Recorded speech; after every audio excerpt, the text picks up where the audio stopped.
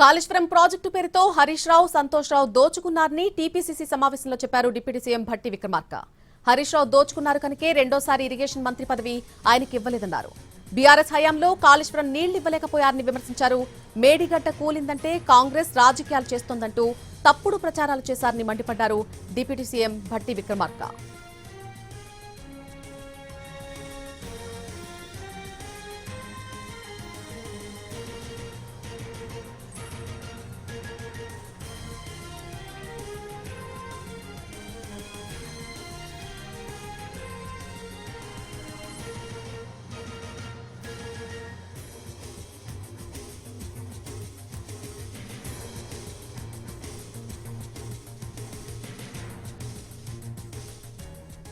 Kaleshwaram project పేరుతో హరీష్ రావు, సంతోష్ రావులు దోచుకున్నారు అంటూ టీపీసీసీ సమావేశంలో డిప్యూటీ సీఎం భట్టి విక్రమార్క చెప్పారు. హరీష్ రావు దోచుకున్నారు కనుకే రెండోసారి ఇరిగేషన్ మంత్రి పదవి ఆయనకు ఇవ్వలేదని అన్నారు.